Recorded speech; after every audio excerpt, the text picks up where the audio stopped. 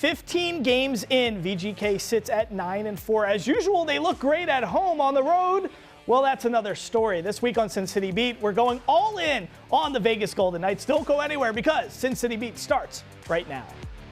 From Las Vegas, this is Sin City Beat. Welcome to Sin City Beat. I'm Mike Davis. Thanks so much for hanging out with us. Sin City Beat is the show that dissects the Vegas sports world through the eyes of the sports reporters leading the charge. On today's show, we're going all in on VGK. Here to help us out is Ray Brewer, managing editor of the Las Vegas Sun. Jack Williams, reporter with the Las Vegas Sun, and you might know him as Magnum 702, the one, the only, Chris Chapman with Fox Sports and Las Vegas, producer of the VGK Insider Show. So great to have you guys with us. Let's start with a 15-game review. So Jack Williams, for what you've seen thus far, I know it's a small sample size, what do you like about what VGK has done in the first 15 games, and what do you kind of not like so much? What are you worried about? I think you put it all out there is that they're fantastic at home, but on the road there's just this huge dip, and they're slowly starting to figure it out a little bit more, putting it together piece by piece. But the big thing we saw is this offense has just exploded at home. That's the big thing we saw, especially from this first line here with Jack Eichel, Mark Stone, and Ivan Barbashev. What they're putting together is phenomenal. What we're seeing from Mark Stone leading the league in points and assists at some points of the season as well has been, huge. They are fantastic to watch at home. The fan support behind them has been big. They are, I believe, 13 goals ahead of where they were expected to be in that first month of play. However, on the road, it just dips off. They have struggled managing momentum. They allow teams really to come back and have these big moments throughout the game. They slip a little, and then the game comes out of reach. And we're going to be doing a deeper dive next block on the whole distinction between winning at home and losing on the road, because it is a fascinating conversation. But let's talk about the Mark Stone component to this. I mean, Chris, this guy, when he's on the ice, the team plays one way. When he's not on the ice, it's like you're missing, the apple of apple pie. What is it? What does this guy do? Explain to our viewers, why is Mark Stone have such a knack for filling the void of this team? Well, first of all, apple pie is awesome. So, yes, so anytime you talk about apple pie, you got me. But Mark Stone he's the most important player, I would make the case, in the history of the franchise. And it's not just what he brings on the ice. I think it's more so what he brings on the bench, what he brings in the locker room, what he brings in practice. He's an intense guy, and he's the captain for a reason, because he is the leader. He's the heartbeat of the franchise. And the team just feels and plays very different when Mark Stone is not there. And we've seen the last couple of nights, no Mark Stone. Like I was talking to someone yesterday, and I made the case. I said, listen, they may have lost to Carolina if Mark Stone is there, but I don't think they would have got punched in the mouth and had no answer for Carolina if Mark Stone is there. So I think that's what he brings to the team, and that's kind of what, when he's not there, the team is a very different team. I don't want to say pedestrian, because that's not really the right way to put it, but they just seem to be missing something, and it's so glaringly obvious what it is. He's really the engine of the team. In the top 10 right now in the NHL, Eichel and Stone are both in the top 10 for skaters when it comes to points. So they're having great starts to the season. Ray, Mark Stone and what he brings to this team is special stuff. But when you're looking at the sample size of 15 games, tell us what your initial thoughts are, or your reactions. What do you think so far? So the initial part of any long season, MLB, NBA, NHL, is you really just don't want to bury yourself to where you can't get hot when it counts towards the playoff. So all credits to the Knights. They're at top of the Pacific Division. They've got a good winning record. They've established that they could do some things. And we know their history at the trade deadline. They're going to try to fix some things.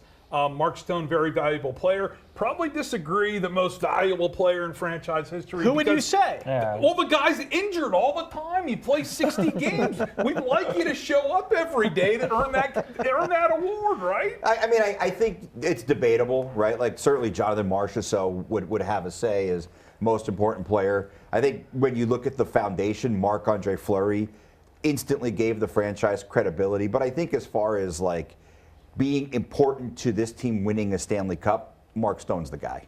Well, we ought to put him in like some kind of flexi bubble. wrap Yeah. so he doesn't get hurt. He's gotta be in a played. I read Jack's story in Las Vegas Sun on Monday that he's only played like 60 games the last 2 years or whatever it He is. has never played an 82-game season his Really? entire career. Yeah, so you take Well, him that's out off the now. ice for 22 That's out games. now. Now what do you? All of a sudden, you're pedestrian, as you might have said. And then you saw against Carolina where, for the first time this year, Vegas looked like they weren't the aggressor. Yeah. And when you're passive, like they were, that's not a good formula because the playoffs are very physical, tight, low-scoring games, and you can't, you're worried about getting there, right? If you get there with a little passivity. Well, there's a lot of newness to this team. You lose Marchessault, you lose Amadio, you lose Stevenson, you lose Logan Thompson, you lose a lot of guys. So when Stone's not there to set the tone, that's an interesting thing. Jack, where do you stand on this debate? Because, Chris is saying, most important player in franchise history. Your boss over here is going the other way. What do you think? Talking about the most important player in history? Yeah, in the franchise history for VGK, who would you say? That's a great question.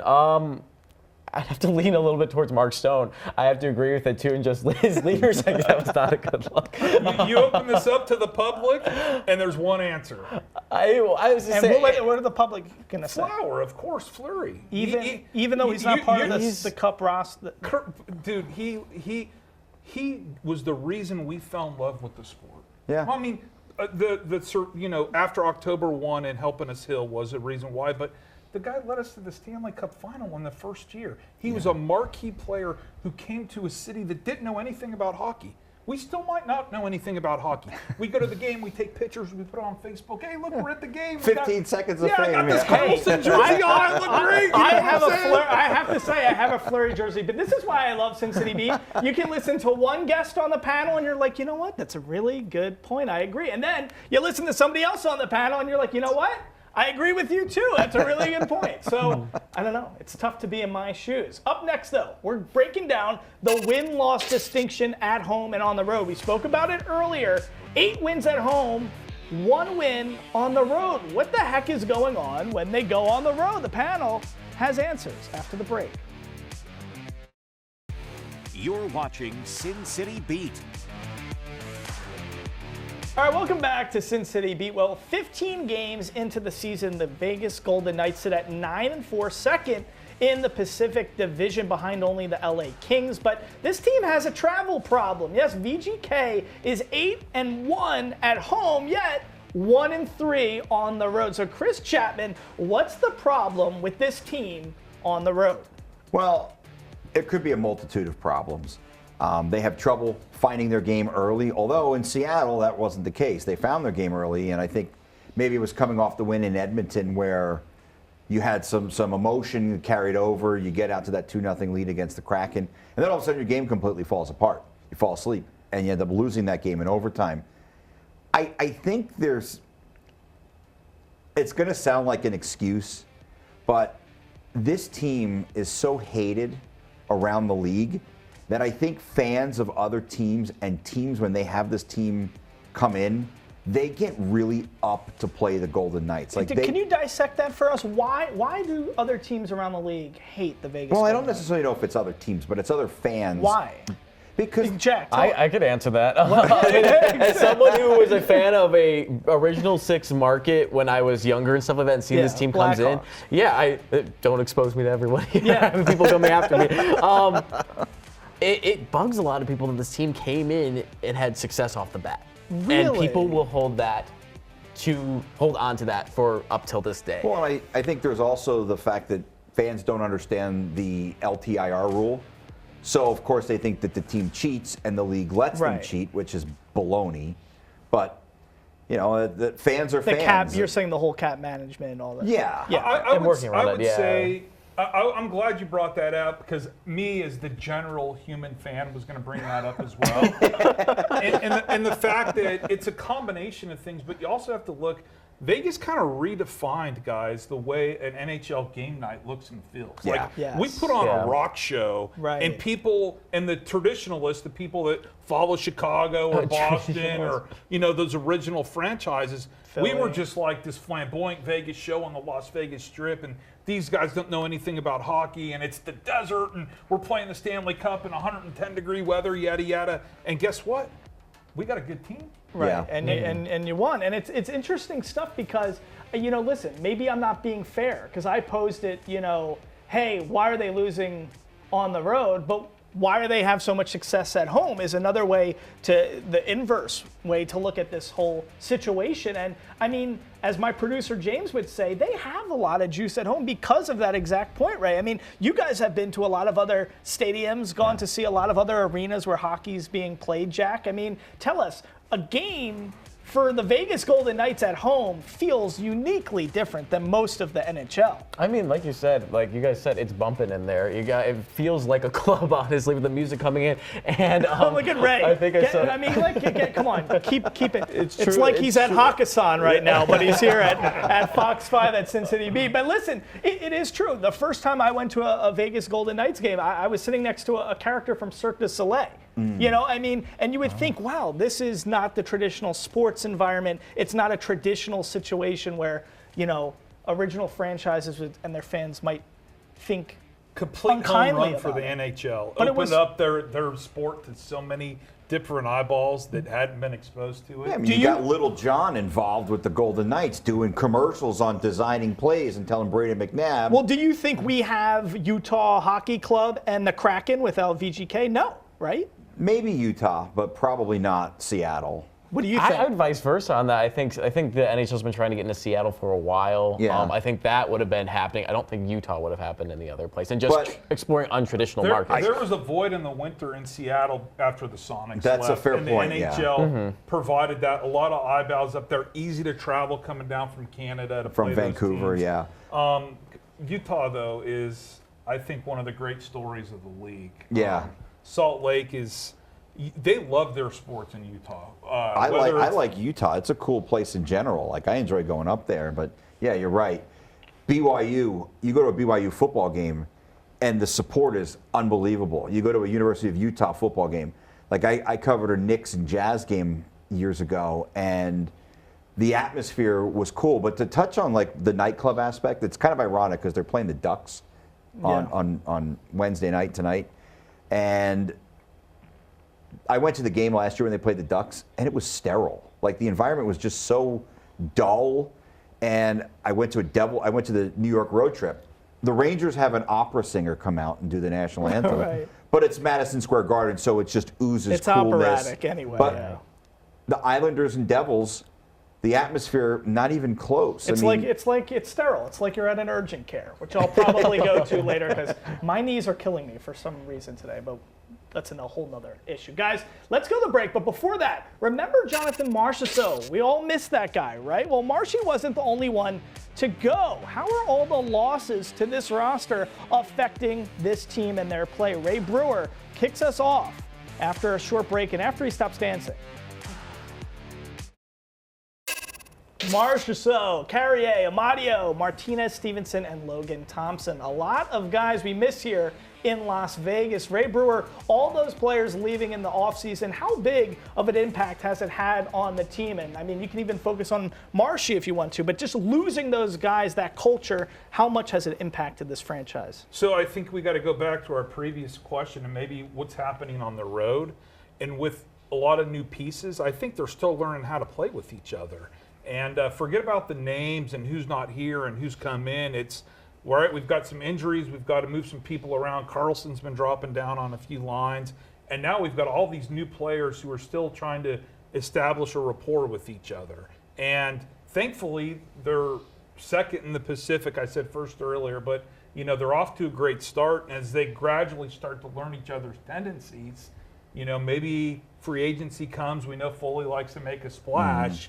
Now, all of a sudden, you're going to catapult up into the playoffs. Maybe you make another playoff run. So I think it's just all chemistry, getting on the same page, finding out who's reliable, who's going to fit in where, and how they play off each other. And I mean, when you're missing a guy like Stone occasionally with stuff, that makes it hard. Chris, what's your natural reaction to all that stuff? How do you think we have filled the void with all the guys who have left and the new guys that have come in? Well, fortunately, one of the guys you brought in to be one of the leading scorers got injured like 6 games into the season. So you haven't really had an opportunity to see what you have in Victor Olofsson, but he was off to a fantastic start. He's played, what, 4 games or so? Yeah, I mean, I think it was a very first, was it the Capitals road game? So I think that was the 4th game of the season. So when a guy like that when Olofsson gets healthy, what is he going to bring to the line? Well, I think he's going to bring a punch on the power play, which is pretty scary because the power play is pretty good already.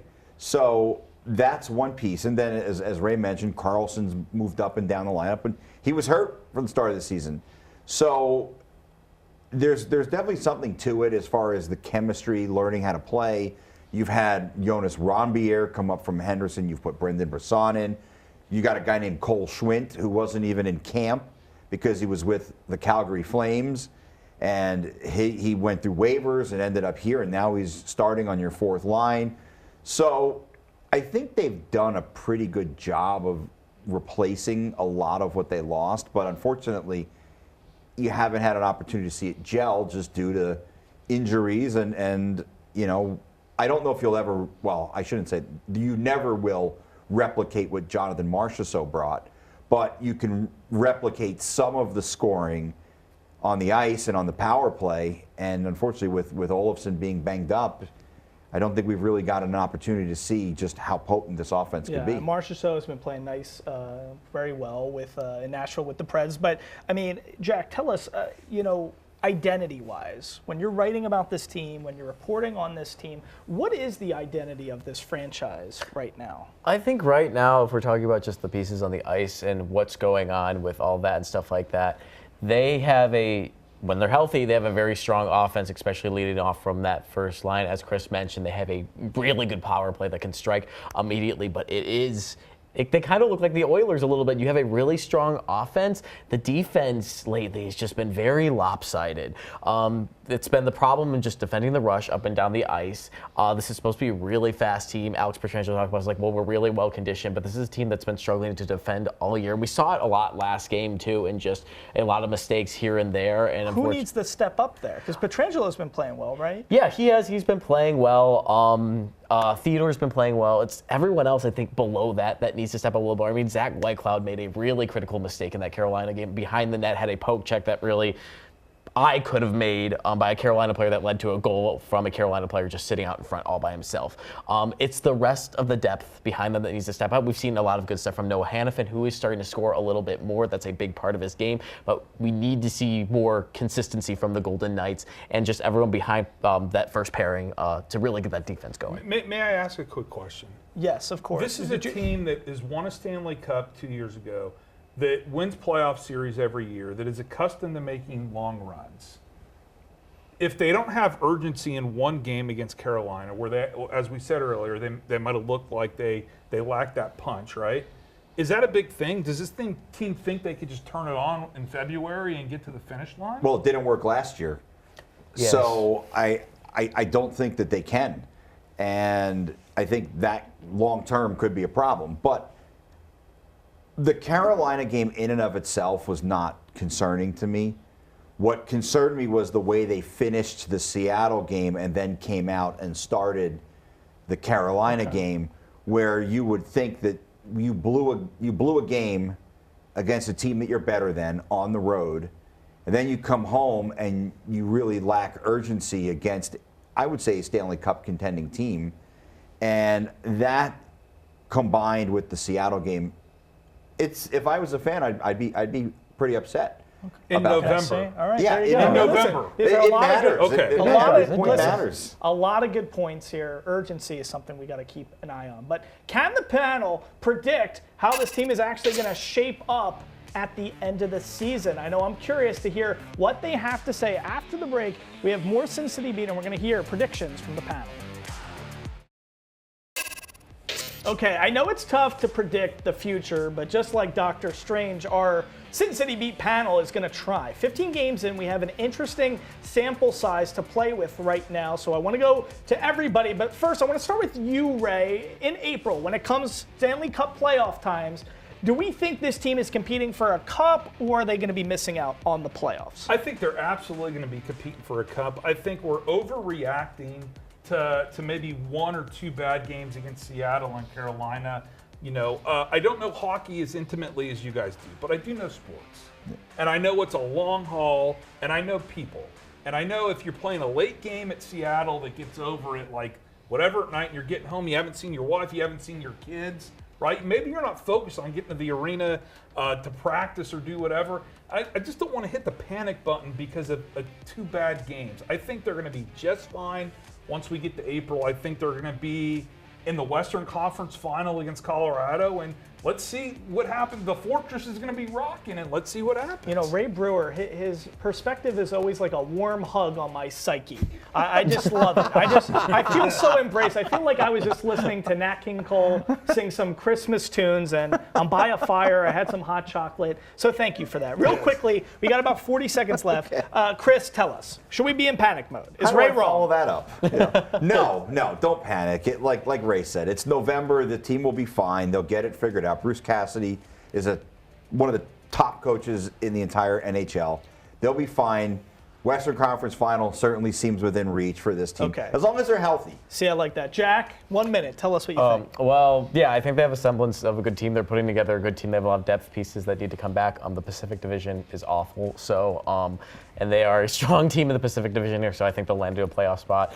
I think the Western Conference Final is achievable, but we will see. Okay, listen, I wanted to make sure we had enough time for Ray to dance a little bit more and tell us about his stories with Papa Roach back in the day. Do you want to get into any of that? Do you want to show us a dance? All I want is a family-friendly show. My wife and kids might be watching. Okay. People from the church, who knows? But just back in the day, being in Vegas, man, it's fun to go out and just like. You know, why are the Golden Knights 8-0 at home? Listen, because the other team is going to the all club, I'm saying is, if you guys were swooning at home while I'm hearing Ray speak, imagine what it was like back when people knew who Papa Roach was. Yes. I want to thank my panel, Ray Brewer, Jack Williams, Magnum 702, Chris Chapman. I'm Mike Davis. We'll see you next time.